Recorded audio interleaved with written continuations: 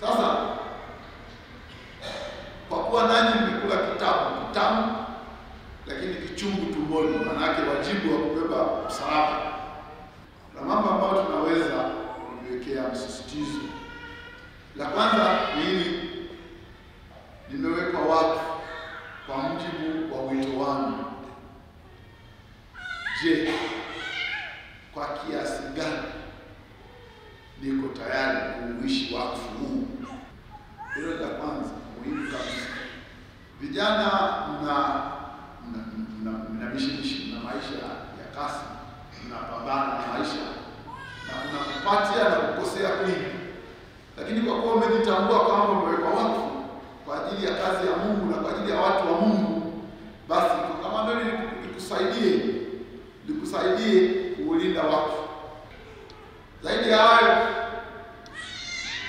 hija hii ni watu warudishie ujasiri na matumaini, hasa baada ya misukosuko tuliyopata wakati wa uchaguzi. Bila shaka mnao rafiki zenu au ndugu ambao wamepata madhara makubwa zaidi kwa misukosuko hii. Hiyo misukosuko, Wayahudi pia walipata madhara makubwa sana wakati wako na mtawala Antiochus. Iwasaidie kuwapa moyo na matumaini vijana kwamba mambo yanayompa wasiwasi mtu huwa yana mwisho wake. Hatupaswi kukata tamaa, ila tunapaswa kusimama kwenye haki na amani.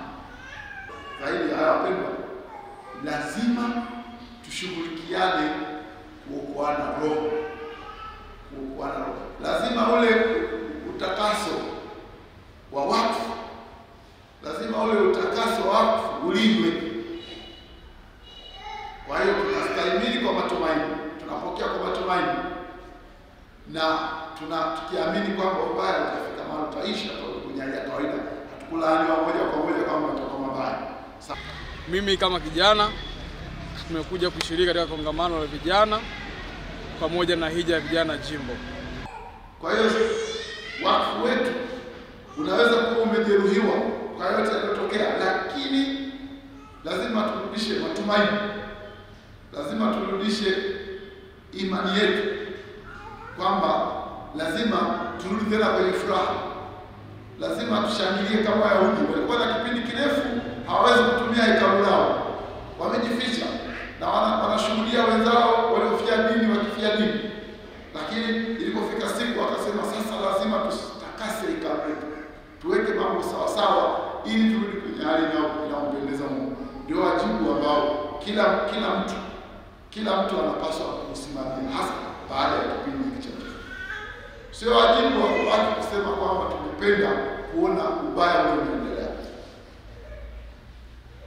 Inawezekana kabisa tungependa kuona ya mengine yote mabaya, lakini hasa kulengwa tunarudi kwenye wakfu wetu.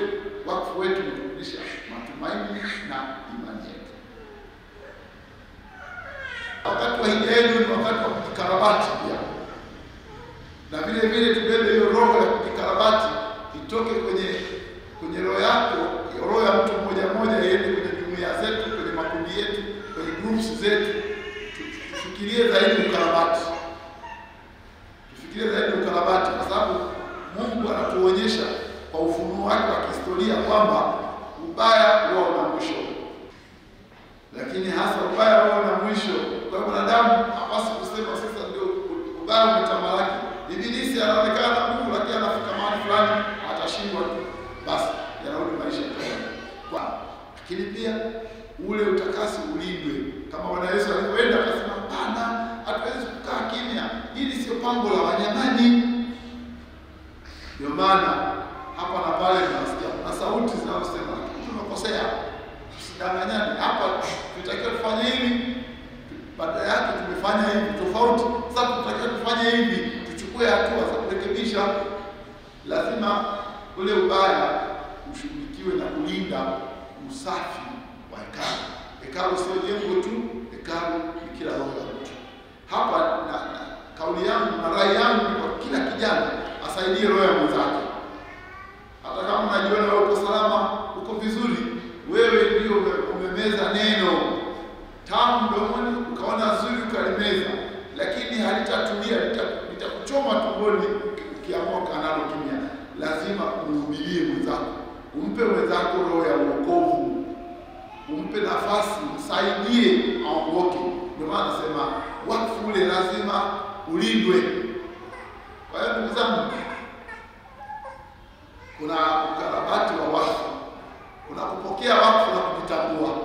Na kama tumepungukiwa, tuna karabati, na hija kati ya matukio ambayo tusaidia karabati wakfu wetu, lakini pia tushughulikie kujenga jamii inayojali wakfu. Na hili ni wajibu wa kila aliyewekwa wakfu, kama nilivyosema, ni nyote mmewekwa wakfu. Tunayo mifano mingi tu ya watu wanaojitahidi, na Mtakatifu Francisco wa Assisi aliona kila kitu duniani. Kwa kuwa naona ni ndugu, sitapenda kuona wanaangamia, lazima nitawahangaikia. Nitahangaikia mtu asipate madhara, na hata akipata madhara nitahangaikia ili apone. Lazima nitamhangaikia tu. Ndio mfano wa mtu ambaye aliwekwa wakfu akajitokeza kwa kutimiza majukumu yake. Ni wajibu wetu vijana kufanya hivyo. Mfano mkubwa kabisa wa hakika ni Bikira Maria mwenyewe. Baada ya kuweka wakfu, alijitokeza akatimiza wajibu za wakfu wake.